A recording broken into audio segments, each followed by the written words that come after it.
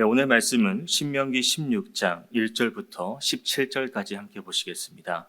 신명기 16장 1절부터 17절 말씀입니다. 다 찾으신 줄 알고 한 절씩 교독하겠습니다. 아비벌을 지켜 내 하나님 여호와께 유월절을 행하라. 이는 아비벌에 내 하나님 여호와께서 밤에 너를 애굽에서 인도하여 내셨음이라. 여호와께서 자기 이름을 두시려고 택하신 곳에서 여호와께 유월절 제사를 드리되 유교병을 그것과 함께 먹지 말고 이레 동안은 무교병 곧 고난의 떡을 그것과 함께 먹으라. 이는 내가 애굽 땅에서 급히 나왔음이니 이같이 행하여 내 평생에 항상 내가 애굽 땅에서 나온 날을 기억할 것이니라. 그 이레 동안에는 내 모든 지경 가운데에 누룩이 보이지 않게 할 것이요 또 내가 첫날 해 질 때에 제사 드린 고기를 밤을 지내 아침까지 두지 말 것이며 유월절 제사를 내 하나님 여호와께서 내게 주신 각 성에서 드리지 말고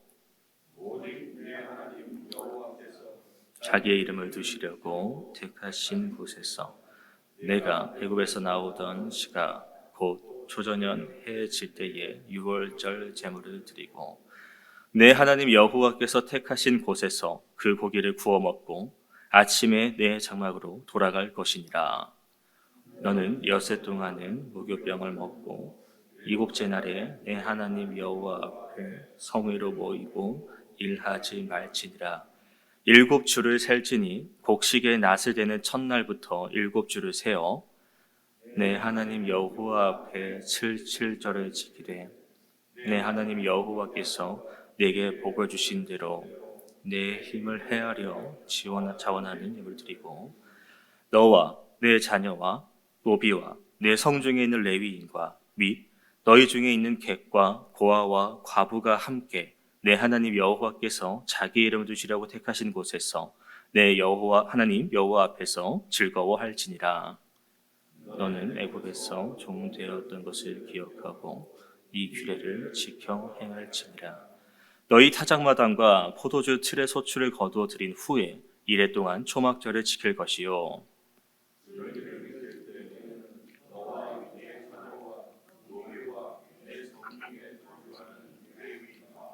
객과 고아와 과부가 함께 즐거워하되 내 하나님 여호와께서 택하신 곳에서 너는 이레 동안 내 하나님 여호와 앞에서 절기를 지키고 내 하나님 여호와께서 내 모든 소출과 내 손으로 행한 모든 일에 복 주실 것이니 너는 온전히 즐거워할지니라.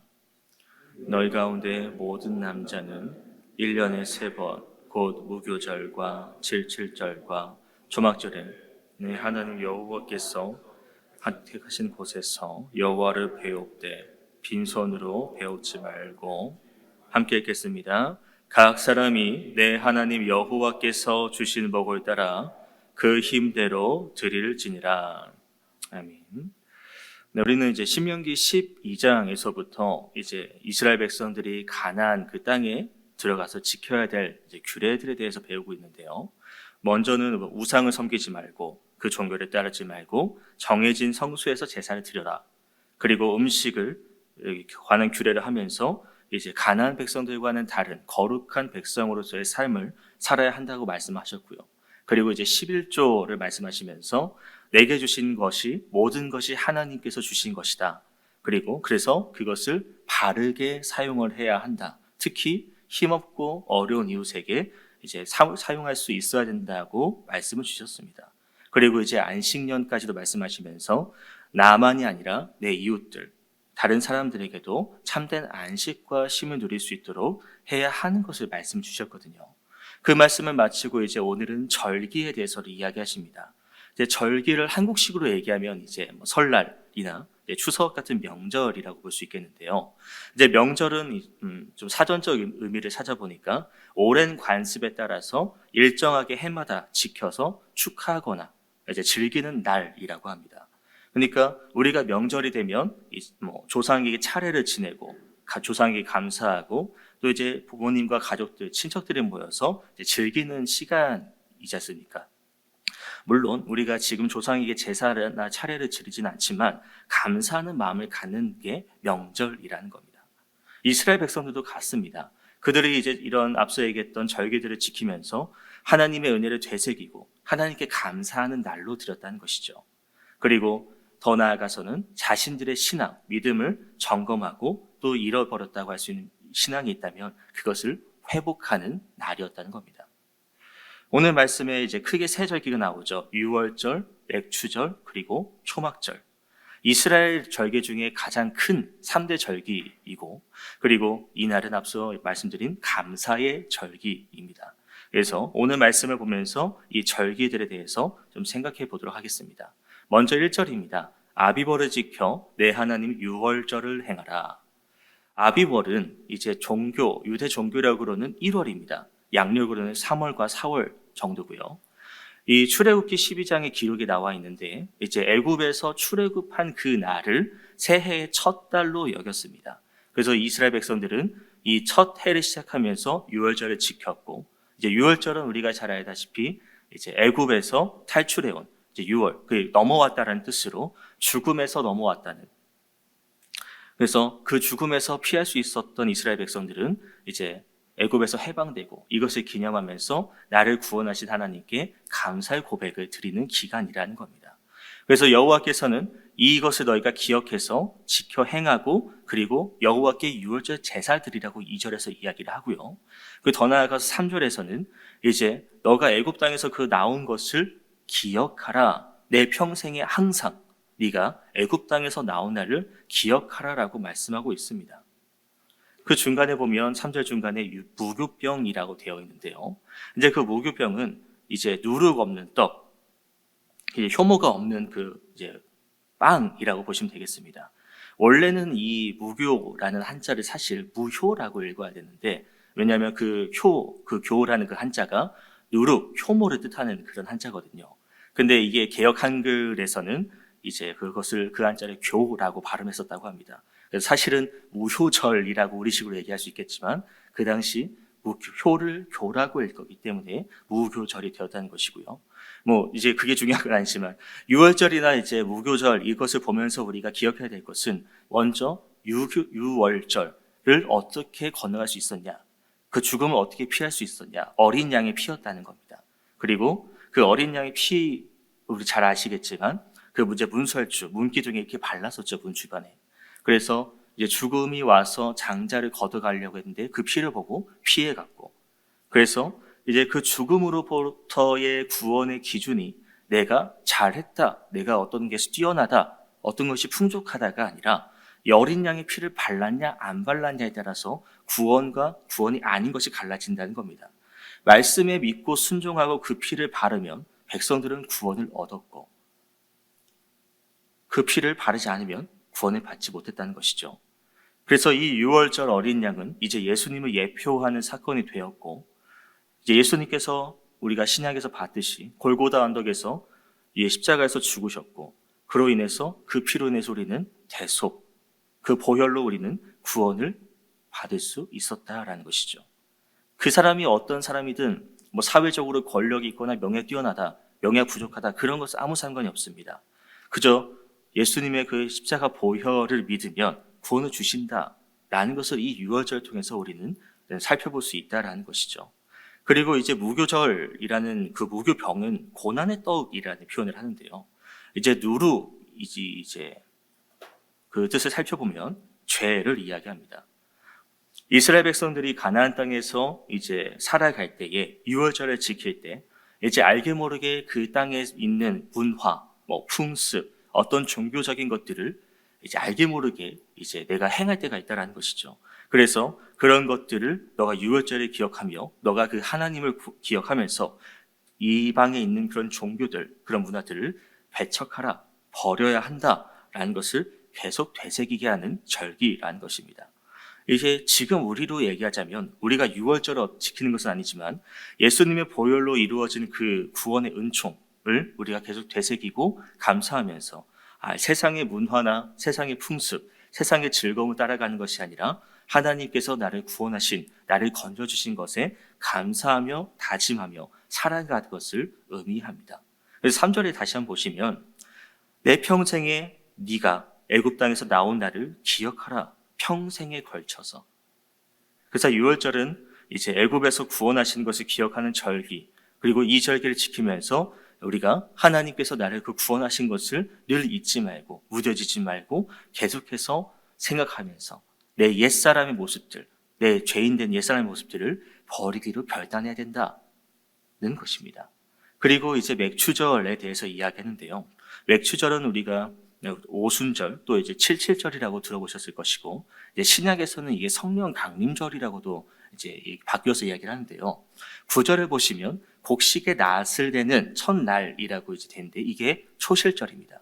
그래서 보리, 밀 이런 첫 수확을 드린 초실절을 시작으로 해서 이제 7주, 7 곱하기 7에서 49일이 지난 50일째 되는 날의 절기는 지키는 절기가 맥추절인데요. 그래서 77에서 77절, 이제 50에서 오순절이라고도 이야기를 합니다. 이제 초실절이 이제 처음에 낫을 대서 수확을 감사하는 그런 절기라면, 이제 77절은 백성들이 추수를 마치고 감사하는 절기입니다. 근데 단순히, 내가 곡식을 잘 수확했구나, 이 추수를 잘 마쳤구나, 라고 그냥 즐기는 날이 아니라는 겁니다. 왜냐하면, 이제 이스라엘 백성들이 애굽에서 출애굽하고요. 그리고 50일째 되는 날에 시내산에서 그 십계명 돌판을 받습니다. 그 돌판을 받으면서 이제 하나님이 이스라엘의 하나님이 되고 백성들은 하나님의 백성이 되는 것. 그런 언약을 맺은 날이 오순절과 칠칠절의 의미라는 것이죠.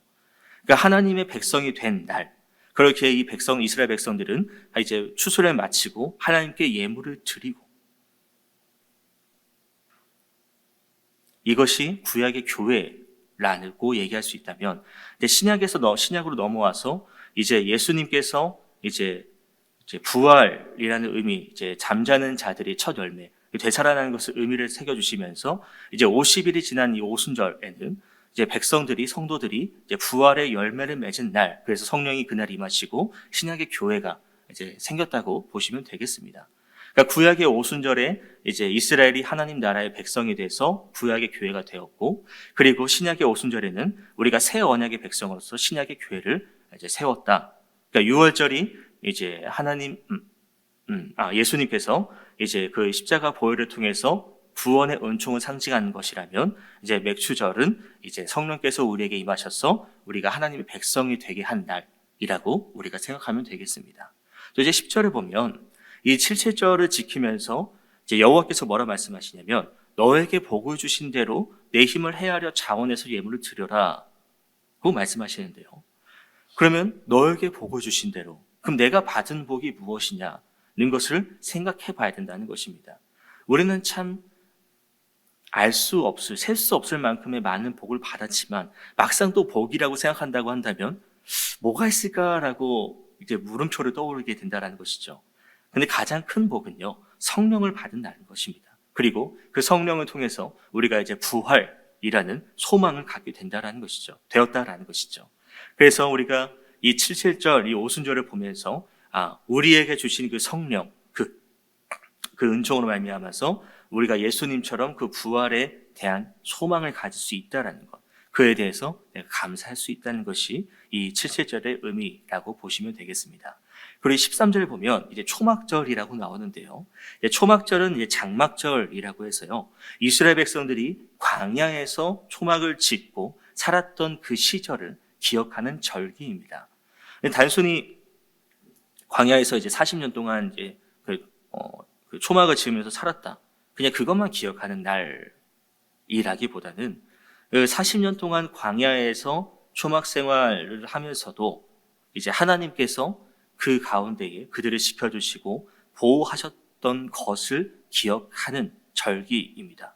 광야에서 굴기둥, 구름기둥, 만나, 메추라기, 그리고 그들의 옷과 신발이 헤어지지 않았다는 것, 그 어려운, 그 힘든 상황 속에서도 하나님께서 그들과 동행하시고 그들을 지켜주셨다라는 것을 되새기고 감사하는 절기입니다.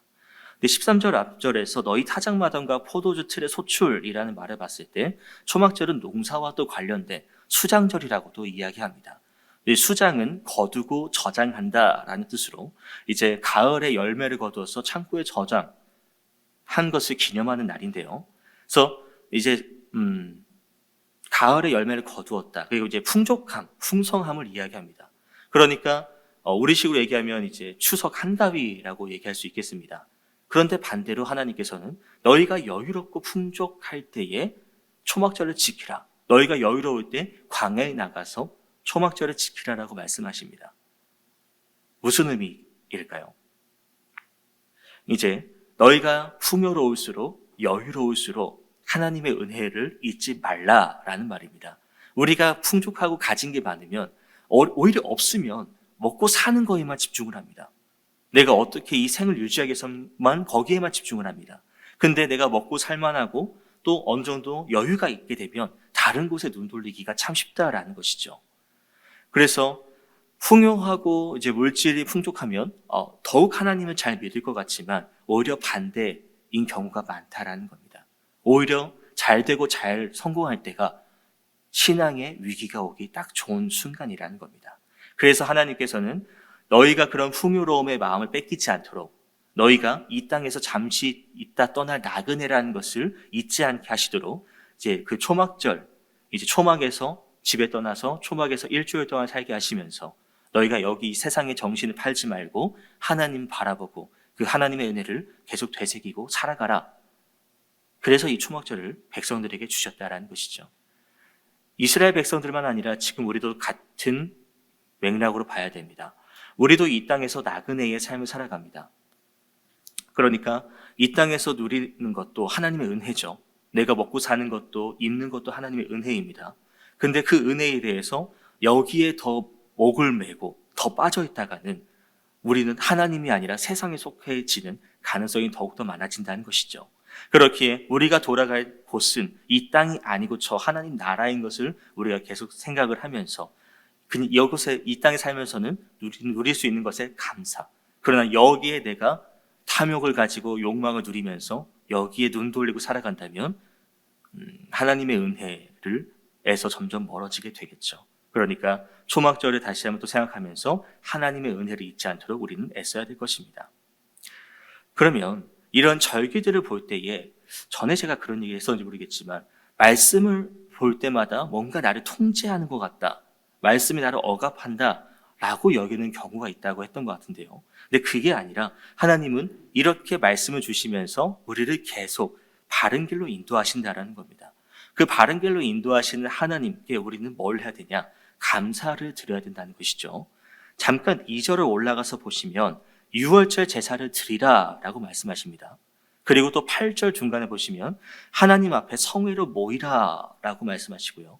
그리고 또 11절에 보시면 여호와 앞에서 즐거워하라. 또 쭉 내려가서 16절, 17절에 보시면 하나님 앞에 빈손으로 나오지 말고 내 힘대로 예물을 드리라. 하나님께 감사를 표현할 때 먼저 이제 제사를 드리고요. 예배와 예물을 드려야 되는 것을 이야기합니다. 이 물질을 어떤 형태, 형식을 집착한다기보다는 여호와 앞에서 즐거워한다는 것을 우리는 집중해야 된다는 것입니다. 우리가 보리를 추수하고 밀을 추수하고 곡식 추수하고 그럼 내가 가진 것에 대해서 내가 얻은 것에 대해서 내가 내 통장에 얼마 있는 것에 대해서 내가 이만큼 벌었다 뭐 신나 그런 말을 하는 것이 아니라 여호와 앞에 하나님 앞에 그런 물질이나 내가 가진 것에 대해서 감사하고 즐거워하라는 것이 아니라 하나님 앞에서 내가 즐거워할 수 있어야 된다는 것입니다. 왜? 그것 또한 하나님께서 내게 주신 것이기 때문입니다. 그러니까 이 신앙생활 안에는 감사가 있다고, 즐거움이 있다고, 축제가 있다고 말할 수 있습니다. 그런데 반대로 우리가 예배를 드리고 예물을 드리는데 그 안에 기쁨이 없고 이거 예물 안 드리면 내가 다른 곳에 더 좋은 데 쓸 수 있을 것 같은데 라는 그런 생각으로 감사를 잃어버리고 있다면 죄송합니다. 하나님의 그 구원, 그 은총, 그 은혜를 우리가 잊고 살아가고 있지는 않는 것입니까?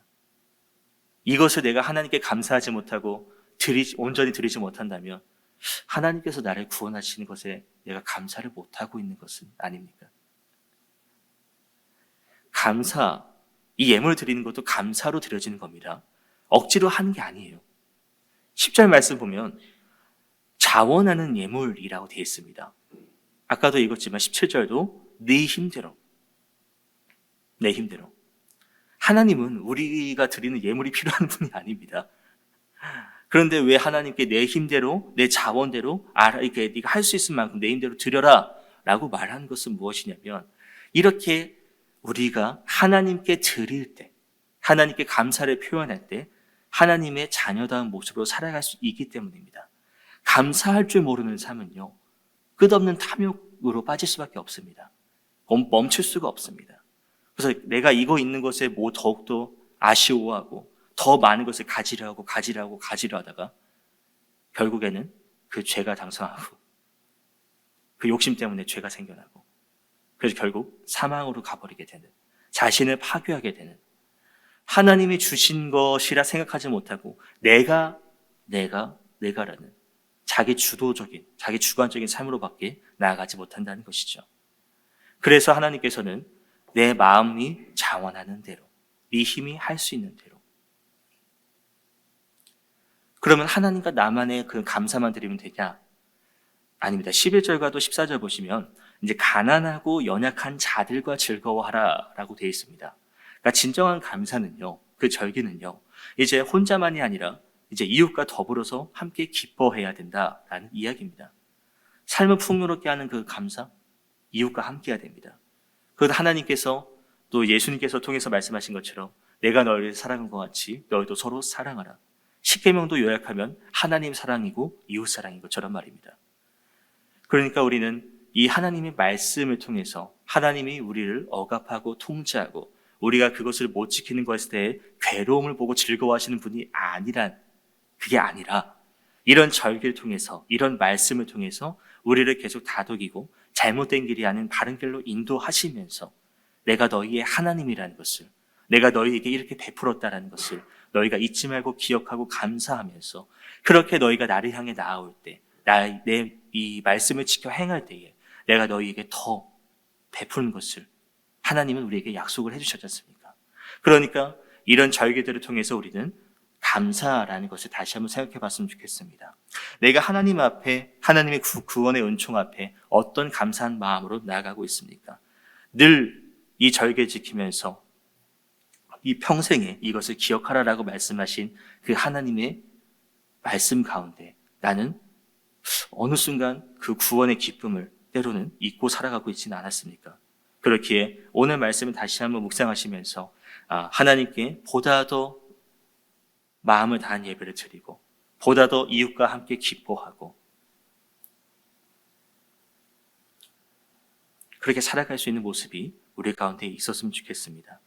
날마다 우리가 구원의 은총을 되새기면서 기억하면서 또 그 안에서 주님께 감사하면서 나아갈 때 하나님은 우리에게 더 풍성한 은혜를 허락하실 것이고 또 그 은혜를 우리가 감사하면서 나아가는 그런 선순환이 이루어질 수 있는 매일매일이 되시길 주의 이름으로 소망합니다. 개인적으로 말씀 묵상하시겠습니다.